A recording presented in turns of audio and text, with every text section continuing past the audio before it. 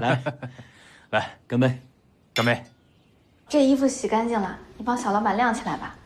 要是没什么事儿，我就不打扰你们了。我也真的有事儿，我要走了。哎，石小姐，石小姐，您就别为难我了。发布会的蛋炒饭我也做了，穆建州订婚礼我也参加了，这衣服我都给他洗了，你们还想让我怎样啊？丸子好几天都没联系到我了，肯定担心死了。石小姐，小老板没放话，我真不敢放你走。那你也别拦着门啊，我又不会跑了。怎么，你们还想把我关起来啊？肯定不能关你啊。那您千万别冲动啊，小老板那边我真的招架不住。你放心，我不会连累你的。我自己跟他说。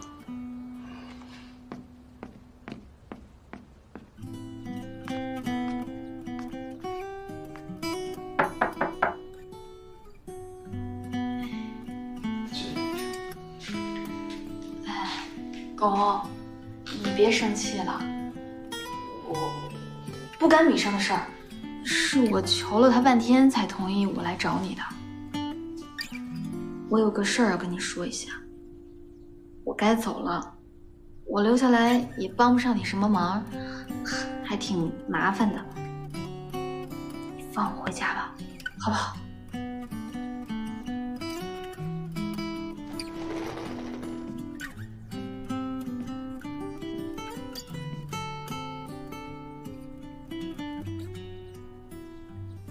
石小姐，这一次是我请求你留下来，因为你是查清楚我哥哥车祸唯一的线索。我答应过我妈妈，等这一切水落石出之后，我就放弃恩义，回到她的身边。但现在时机不成熟，我不能就这么放弃。放弃恩义？这不是你和你哥哥的心血吗？所以我希望你能够在我这里多待些日子。我不是要求你，而是请求，是拜托，你能帮帮我？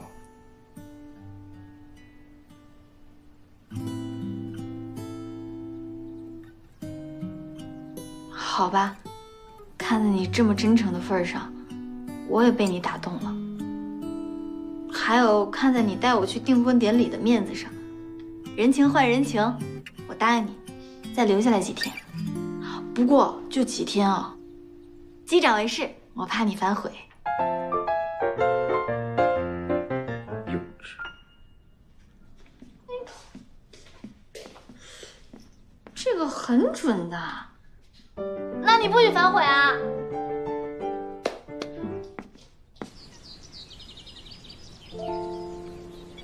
小迪，以前我看不见的时候，就经常听你跟我描述日出有多美。那个时候啊，你就是我的眼睛。我最大的心愿就是你的眼睛能康复。现在你眼睛好了，我们也得到幸福了。不过小迪，有件事情让我很困惑。你姐姐一直跟我说她画了一本漫画，你知道吗？知道啊，我姐姐她一直想出版漫画，但是一直出版不了，所以她总会胡思乱想。可是我记得，你以前也很喜欢漫画，不是吗？是啊，长大了嘛，人都是会变的。小迪，你是不是有事瞒我？没有啊。石小念，你快把他忘了呀！你怎么这么没有出息啊？忘了他，忘了他。明天睁开眼睛，又是美好的一天，明天又是新的开始。石小念，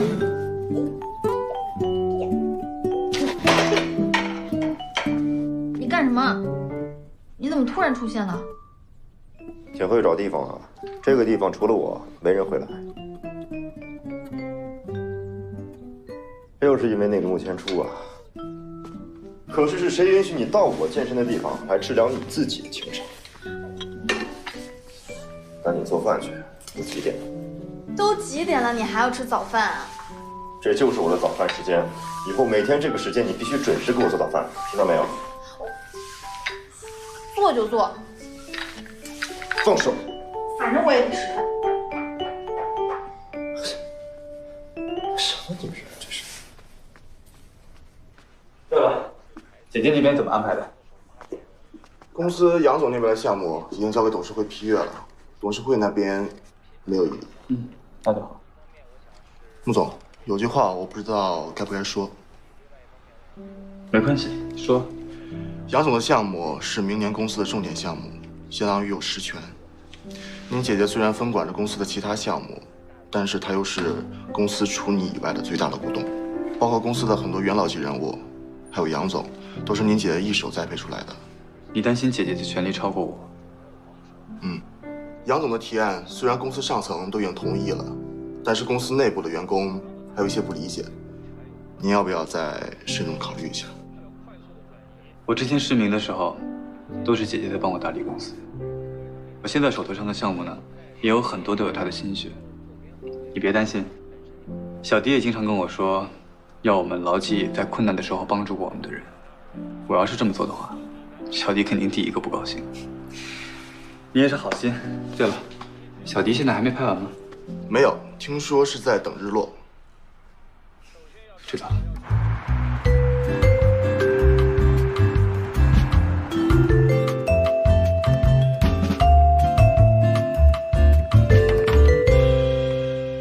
又来，这一顿早饭而已，至于吃这么多东西吗？配备这么齐全，他家厨房也太大了，比我家都大，浪费。不喜欢吃饭，不代表用不着厨房啊。万一哪天我派上用场了怎么办？比如说现在，你有什么问题吗？我就是觉得你吃顿早饭用这么多食材太浪费了。这个随你，我只需要在我上班之前吃到一顿满意的早餐就行了，其他都够。吃，撑死你！我给你做出1年的量，吃吧。哼，这么多东西，你早上能吃下吗？这些都是女生点的，我吃蛋炒饭，这些乱七八糟的东西你随便吃啊。那我可以尝尝。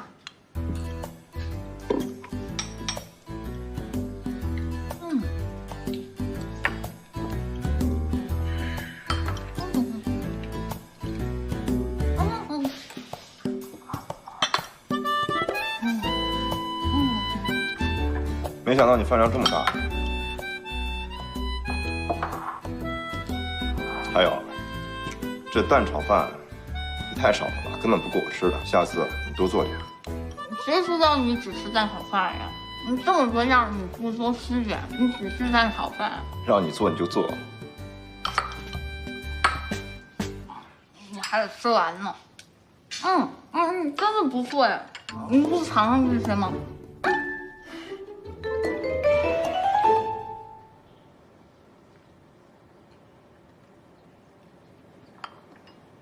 给我一箱子。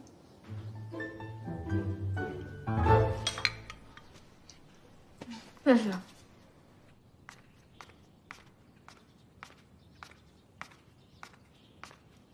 陈老板，怎么了？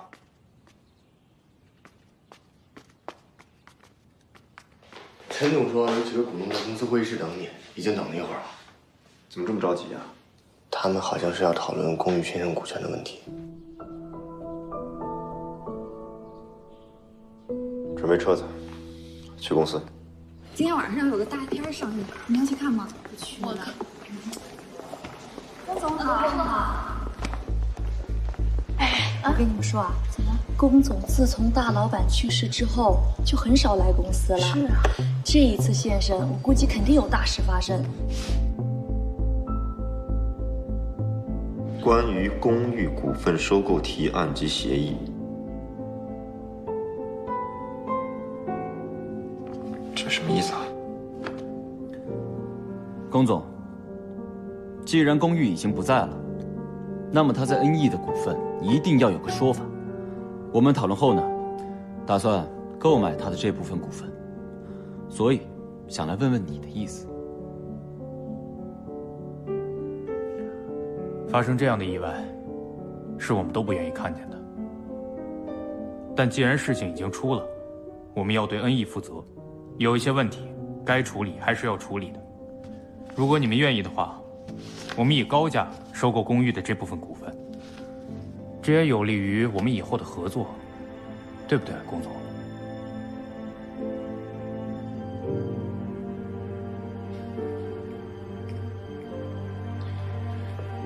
嘉东吴总，我知道二位的意思。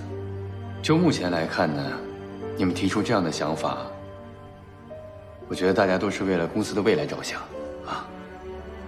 只是这件事儿，慎重为上吧。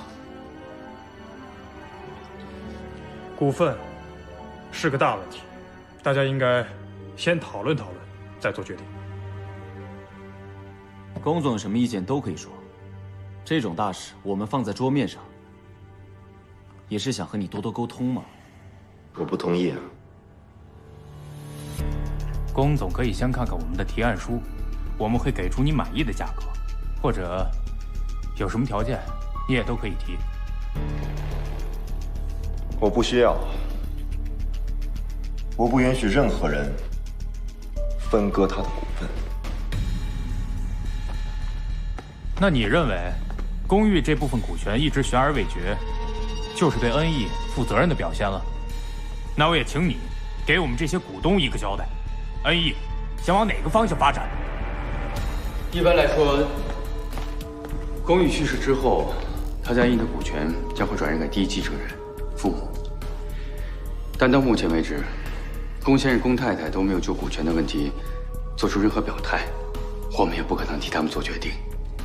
再者，公寓刚出这样的事儿，我们就在龚总面前提股权转让的问题，不太合适吧？陈总说的，在情在理。小欧，话说回来啊，嘉东吴总提出这样的想法呢，也是为了日后的合作。我相信他们没什么恶意的。这件事儿主要是看你的态度，能谈就谈，你也别想太多。我哥才刚去世，你就这么着急的瓜分他的股份？这难道是好意啊？你什么意思啊？什么叫瓜分啊？你们也别费尽心思写这个提案来问我了，我的意见很明确。还有，以后像这样的会议，最好提前预约，否则有不参加的权利。嗨，各位，今天谈这样的事呢，确实有点为时过早。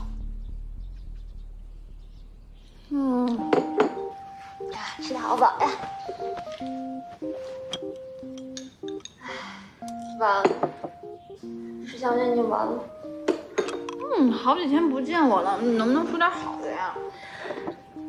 你看看你现在啊，完全是一副家庭主妇的样子。当初我慧眼识英雄，在几百个漫画家里面把你挑出来的灵气已经荡然无存了。你说什么呢？咱俩不就是艺考班同学吗？喂，你好歹配合一下，别那么现实。丸子，前天公欧带我去了千初和石迪的订婚典礼。什么？你去了？你这么大的事儿，你怎么没跟我说呀？我真的是去了以后才想明白了很多事儿。我原来对很多事情都抱有太美好、太好的幻想了。原来我对自己、对漫画、对爱情都盲目自信、盲目期待。你也不能这么说吧。我正好是躲在公欧家的这几天想明白了这些事儿。你说的对，我不能总躲在公欧家给他做饭。说好听点儿，我是帮他；说不好听了，我就是在做他的米虫。所以你是想？所以我是想找个好工作，赚钱养活自己。找工作呀？找工作我知道是有，但是你一个学画画专业的，总不能去干那些粗活累活吧？我无所谓，什么粗活累活我都能干，只要能养活自己。哎，我这次来不是来帮你找工作的，我的本意是想让你重新画画。可是丸子，我想了一下，我可能真的不具备通过画画能养活自己的资本。我原来觉得我那个漫画，无论从漫画角度还是情感角度，它都是很有价值的。可是现实呢，它却一文不值。唉，所以原来我真的太天真了，都这么大人了，卡里都没点积蓄。哎，你也别这么想。不过你放心，我肯定不会放弃画画的。为了赚足生活低保，为了重拾我的漫画梦想，什么脏活累活我都愿意坚持。加油，加油，加油！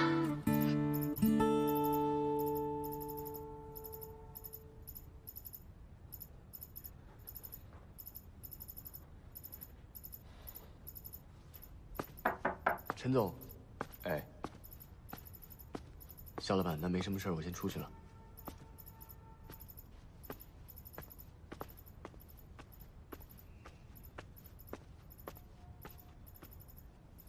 还在生气啊？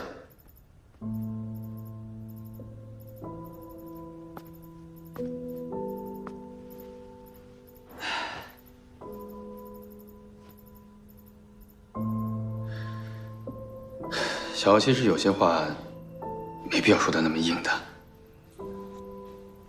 有什么不对吗？没有啊，你也听得出来，我是站在你这边的。我觉得这件事上他们做得非常欠妥，不管是出于股权份额也好，还是出于个人感情也好，这一次我非常尊重你的选择。是吗？当然。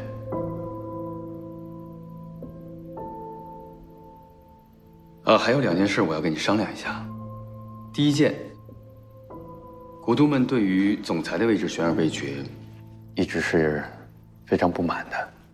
现在咱们的股价已经开始下跌了，外面对我们有很多的质疑和猜测。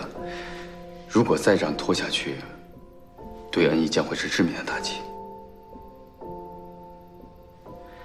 还有一件就是，之前那场发布会反响不是很好，你也知道。股东们觉得适当的宣传是非常有必要的，所以市场营销那边给了一个全新的宣传方案，希望咱们能够尽量的配合一下，我们做一下宣传，减少负面的损失。但是这个发布会呢，需要你亲自参加，股东那边已经没问题了，所以就让我来问问你的意见。你肯定知道我的想法呀，恩义总裁的位置和公寓的股份是2码事，没有必要牵扯到一起。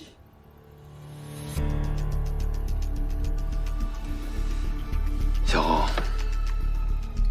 你已经3番2次的打了股东们的脸，再这样闹下去，对我们都没好处。好啊，媒体的事你们随意，我不管，只不过我不会出面。总裁的位置先这样，没有考虑周全，谁也别想动他的位置。恩义是我哥的，我不允许任何人剥夺他的权利，抢走他的位置。没有人要夺走他的股权，拿走他的位置。小欧，恩义他不是一个人的，他是大家的。商场上的事情瞬息万变，每一个决定和选择都是成败的关键。恩义的今天，他不是靠一个人单打独斗、单枪匹马，而是靠着你公欧、公寓，还有我，以及这个屋檐下每一个人的努力和智慧。你知道外面的人都说你是扶不起的阿斗，你可以不在乎他们的看法，但你不能不在乎你哥的心血。我相信你一定不想他失望吧？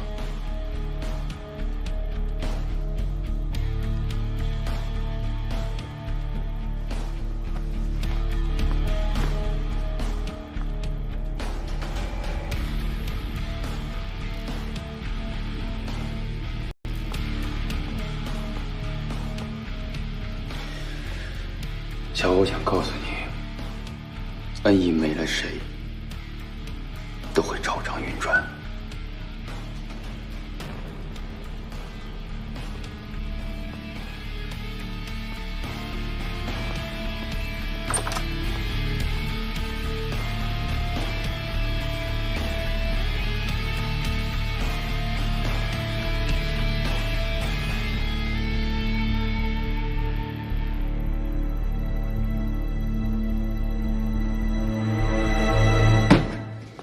姨啊，刚刚订婚，马上就提结婚，是不是太快了点啊？这种事情当然要越快越好了，万一拖出什么变故怎么办？再说石小店那颗定时炸弹在哪儿，我可放心起来。要不这事儿让你爸爸去说好不好？我爸，你让我爸去说，我这辈子都别结婚了。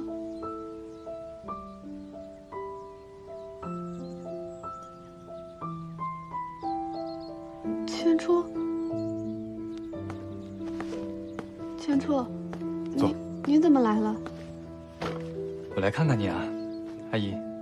我跟妈妈聊天呢。是吗？你们在聊什么？我方便吗？也没聊什么，你知道家长嘛，总希望女儿赶紧嫁入好人家。如果你愿意的话，我会去尽快安排。对了，我们要不要在这儿多待2天？这几天说是来度假的，反而都在忙工作了。我们多待2天，好好玩一玩，再看你最喜欢的日出怎么样？不用了吧，我那边通告都排满了，今天排完之后，咱们就坐晚上的航班回去，好不好？小弟姐，小弟姐，现场好了，我先去拍了。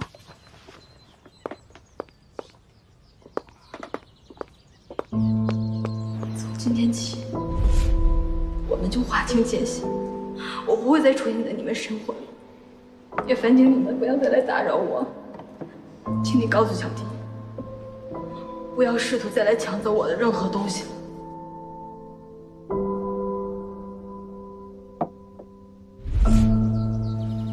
千初，千初啊，你怎么了？我没事，阿姨。这是不是太热了？我们进去走了。啊，不用了，我难得来看小迪，我就在外面坐吧。好。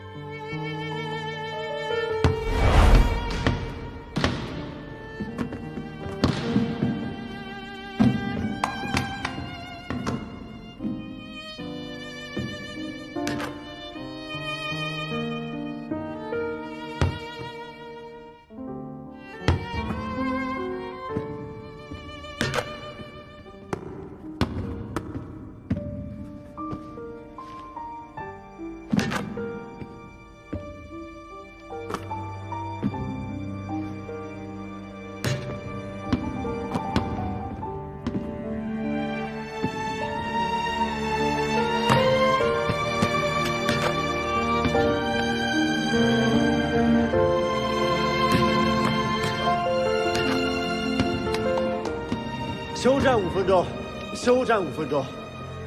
哥，我今天真的打不赢了。不要这么轻易放弃我。不再试一次，怎么知道你不行啊？再来。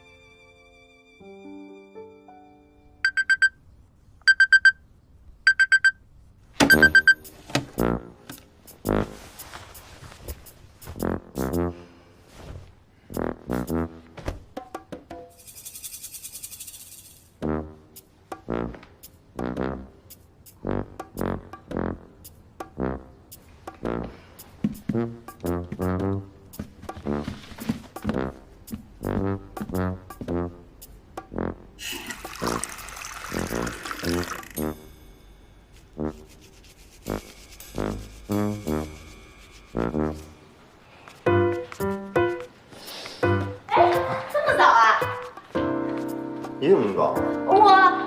我是有新工作，我要赚足钱，然后重新找回漫画梦想。我会精神满满的，为了我的新工作。你回来！你怎么谁给我做饭啊？这个问题回来！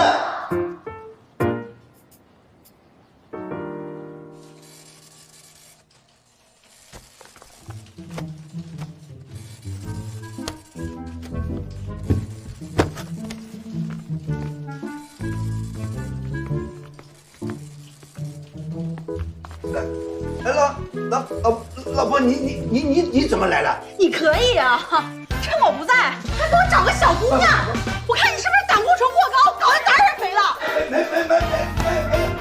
哎呦，你约我自己。给我等着！哎，你给我站住！我没说上海不开放我，第一次来上海，你闪人心，给我给我小狐狸精。怎么样？你以为我们这儿画严肃漫画呀？我告诉你，我们要的就是这种海量更新、巨大转折的风格。你不喜欢看没关系，网上有的人喜欢看。再说了，你一个小的枪手，画就得了，哪来那么多意见呢？我只是想小的提高一下我们漫画的质量。你以为你是谁呀？初稿的时间马上就到了，我可没有功夫在你这儿整这些有的没的，提个质量，好清高哦。爱画画，不画滚！滚就滚！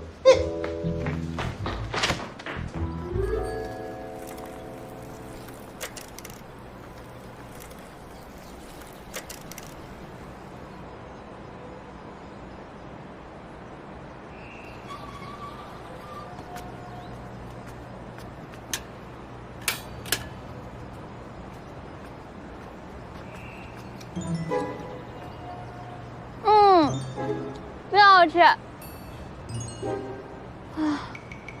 这个月1分钱要掰成2半花了。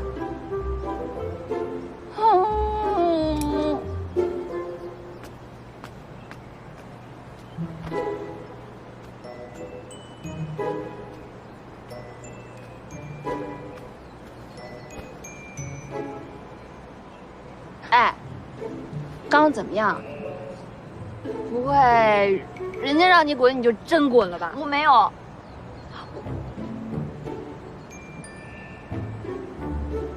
你说我是不是太草率了？没办法，遇到漫画的事我是真来气了。石小念，咱们俩说好的，为了钱，什么都能坚持呢。啊，小念，蛮子。你觉得我是不是活得特别失败？穷就算，我还矫情。哎，那不叫矫情，那叫有原则。哎，不过说实在的，遇到你们这种性骚扰、三观不合的上司，的确没得干。矫情说不上，倒霉你倒是真挺倒霉的。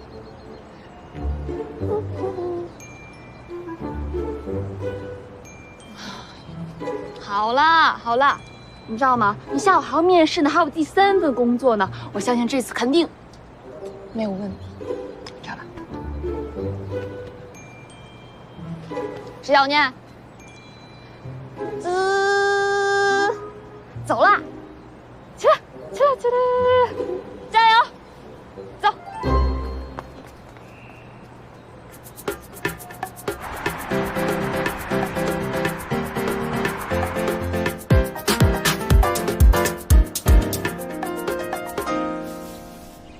只招身强体壮的男性，那就别找我来呀！看不到简历上写着性别女的。还好我抄了一条小路，要不然耽误了时间，我这供养单程还得多收1块钱。刷个墙也要美术专业毕业，你咋不要求搬砖的都是建筑学院博士生呢？美死你！不专业。还好是个小路。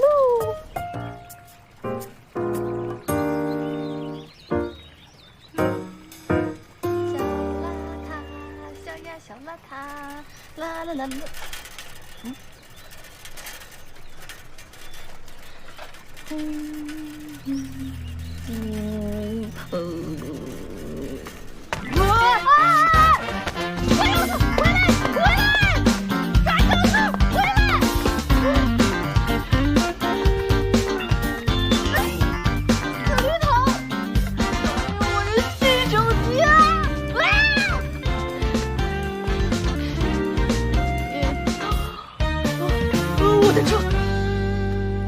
被抢了多少钱？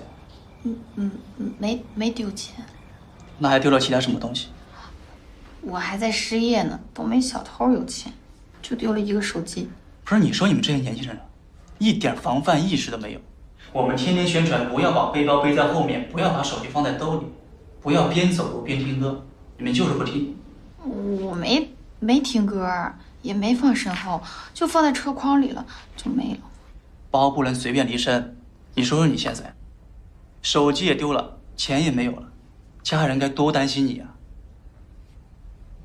警官，我那手机刚买的，都没用多长时间呢，还能不能找回来？你先回去，等我们消息。如果手机没有转卖掉的话，找到手机的可能性还是很大的。好，谢谢。要是没什么问题的话，在这儿签一个字吧。记住，不要太着急，有什么消息，我会通知你的。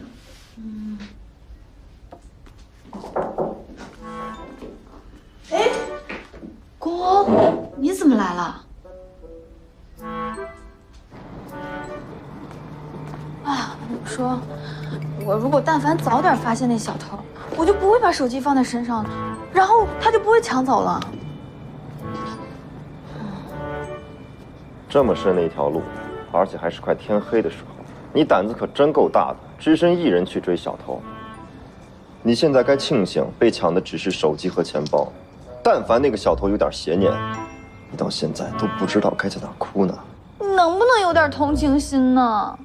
人家手机已经没了，现在可倒好，钱没赚到，手机还丢了。要么怎么说你蠢呢？手机被抢就抢了吧，你一个女孩子家去追小偷，你怎么知道他的同伙没有在附近埋伏你啊？那我说人倒霉，喝凉水都塞牙。不过，你怎么知道我在派出所啊？你怎么找到我的？哼，你别自作多情了。是我的家务助理在买菜的时候，发现你骑车狂追小偷，然后打电话联系米生，多亏了米生反应快，调查出你在派出所，我才勉强跟过来的。哦，这么巧啊！死鸭子，嘴硬，你就承认关心我安危有那么难吗？不过我好担心我那个手机，真倒霉。你还是好好给我做饭吧，我可以给你开新吃。我不，那样小丸子会说我没志气的。我要靠自己，不靠你。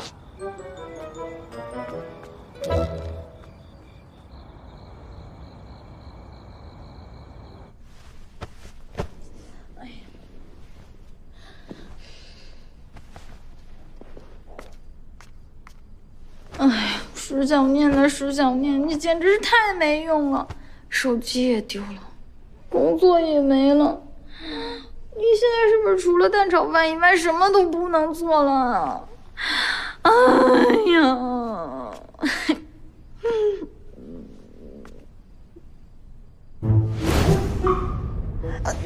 你想吓死我呀？谁批准你在我家里大呼小叫的？这是给你的新手机，上一次你的手机坏了，我有责任，就当是对你的补偿吧。还给你，我可不要！你这手机都有监测系统的，我可不想我查的内容都在你的眼皮子底下，那样我就一点隐私都没有了。哼，原来你是在担心这个呀？那我告诉你，上一次是因为你的手机系统没有更新，所以说你的操作我都能看得到。但现在这个手机系统啊，已经更新到最顶级的了，我想看也看不了。我再说一次啊，你要不要？不要，我可真拿走了啊！我拿走的话，你就只能用自己的钱去买手机了。我们NE的手机可是很贵的。哼，好，有骨气，那我走了。哎，给我！这本来就是我的第一个。小见到我们一定很高兴。压死我了你！你快起来呀！哎，干什么你？起来！啊！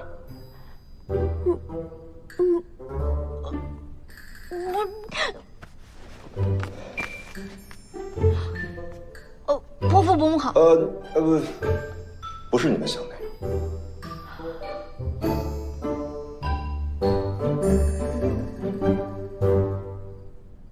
爸妈，你们怎么招呼也不打就飞过来了？说一声我去机场接你们。哎呀，这你爸不是不让说吗？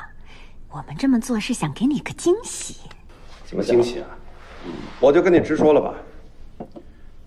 我听说你和小玉的公司出了点问题，是关于股权方面的，有这么回事吧？爸，谁跟你说的这些？这些只有几个股东才能知道。这个世界上没有不透风的墙。这么大的事儿，你想瞒你老爸，那是不可能的。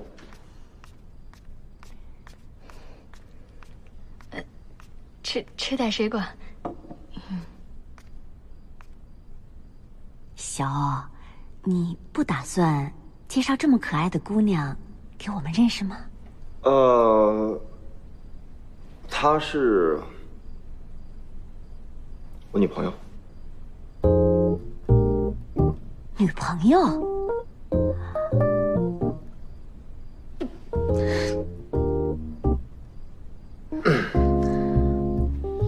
你过来一下，过来一下，我得问清楚啊！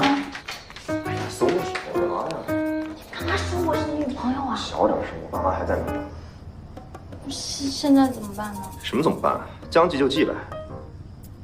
你干嘛不说点别的呀？话赶到这个份上了，你让我说什么好？你就说我是深夜来找你对接工作的人。我公司的职员深夜里到我家里来对接工作，这传出去更可怕吧？还有啊，现在有损失的是我，不是你。我一点没觉得当你女朋友是什么占便宜的好事儿。你错了。你可不是我女朋友，只是假扮而已。好好好。嗯。干什么啊？看手相？机长啊，怕你反悔。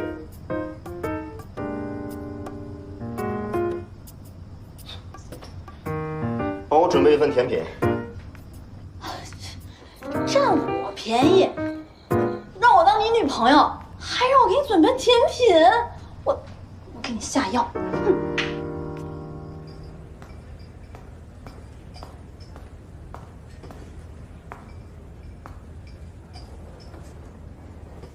两位，不好意思来晚了。来了，陈总，坐。哎，怎么没喝酒啊？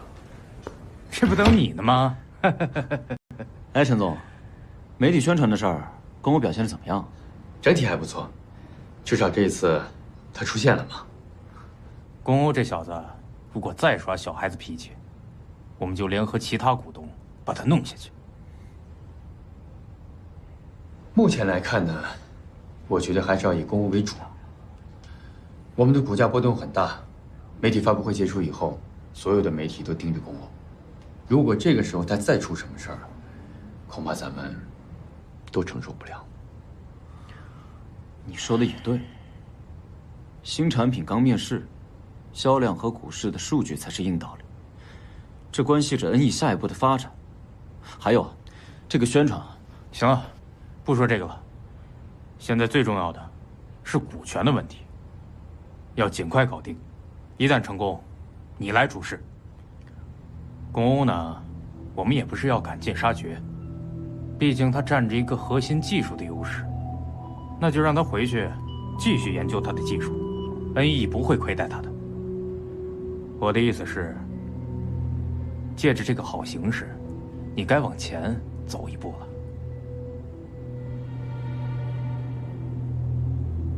下周有个汇报会，你知道吧？哦，记得。新产品上市的第1阶段的验收呢，我们和高管都会参加。龚欧肯定是没什么好成绩的，所以啊，我们会把你推到前边。哎呀，你就不要再推辞了，就这么定了。好，那听你的。恩义新手机面世后销量低迷，以致股价持续降低。那么，作为近几年的业界新秀，恩义将如何面对掌门人空缺的危急关头？各界都在拭目以待。不知新任总裁上任后，恩义的股价是否会回升，还是持续低迷？